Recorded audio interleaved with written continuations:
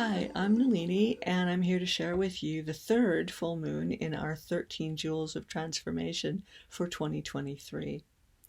This full moon is tomorrow by my time, the 7th of March at 5:40-ish a.m. Mountain Time. And it is in Virgo at 16 degrees 40 minutes, which again invokes the Tower card. So there is a tower, an egoic or circumstantial or identity tower, which is collapsing for each of us and all of us. And this is to further our evolution.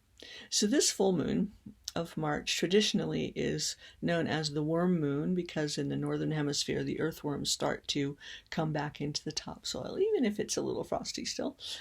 And it's also known as the eagle moon because the full moon prior to the equinox, which will be on the 20th, gives us the cresting of a wave into expanded perception. So we have a big picture, broad perspective, as well as what's going on underneath, what needs to be revitalized and what needs to be nurtured and aerated and cleansed. The pearlescent energies of the first full moon were then seeded, infused by the sapphire of the second last month. This moon, it is the colors, the palette of the seas, going from deep sapphire, but mostly the beautiful turquoise blues, Caribbean blue, the turquoises of the tropical seas, and aquamarine. Aquamarine was what I was shown as the gem for this jewel on the strand. And this stone is known for calmness, cleaning, clearing. It's very good for stress relief, which I suppose we could all use right now. So this is the infusion into the foundation, the building materials, nothing cohesing yet, but an infusion of sort of finishing materials, the things that will build our new structures. And this wave of these incredible blues and greenishes and aquas is permeating everything. It's moving in through nature, earth, land, sea, all of the elements. And of course through us, because our bodies are built of these. So it's just this wave. It's like being immersed in meditation this morning. It was as though being immersed in Monet's painting of the bridge at Giverny. And I'm not sure if that's the title, but that color palette. These beautiful, incredible energies. And then I was shown a memory of the very last days of 2009, where I was sitting on a beach on Kauai in the Hawaiian Islands. And I was healing at the time from something physical that had happened.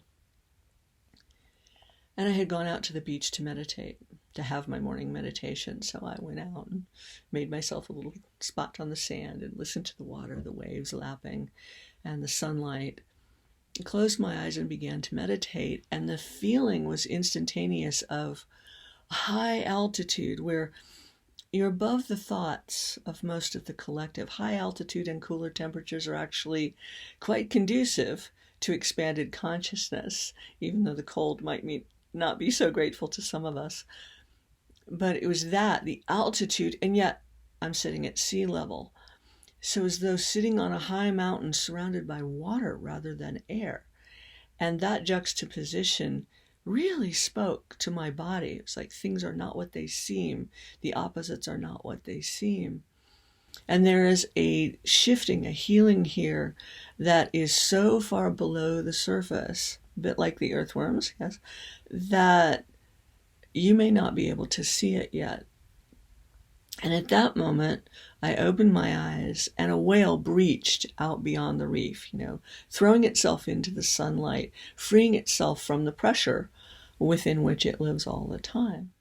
And that breach was so amazing. It's like, here's this magnificent creature changing its environment just for a moment because it was fun. And so I packed up and went back to the hotel.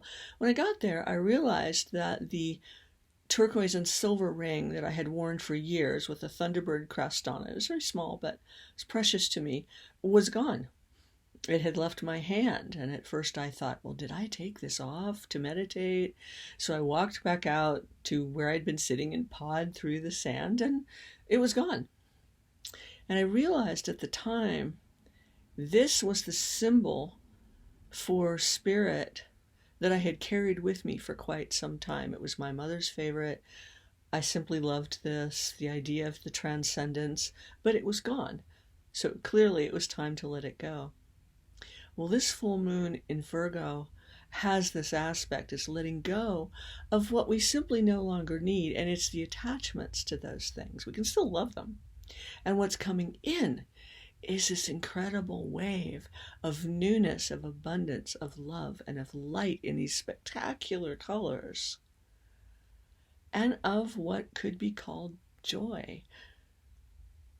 And it's releasing these old forms. So Virgo, it tends to be associated with the lineage of the authentic sovereign priestesses, the priestesses of Isis. It's taken many forms. And Isis, of course, was the sovereign symbol of the Great Mother who resurrected Osiris, like brought the world in its patriarchal forms, using shorthand here, out of its sleep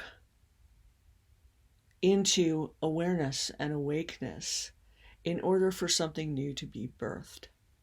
This is all part of this moon. So what is it within us that's letting go?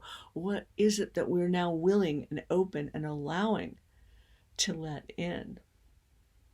So the aquamarine colors, all the beautiful turquoise and deep blues of the sea, this is coming through like a wave. We are immersed in this. Every cell, every center within us and within everything is being infused with freshness, with rejuvenation, with regeneration. And we will have to see how it plays out. And this wave is cresting into the upcoming equinox on the 20th, which looks to my inner sight like an up-leveling, the likes of which we have not seen. So blessings of this new full moon to all of us. And I hope that you've enjoyed this.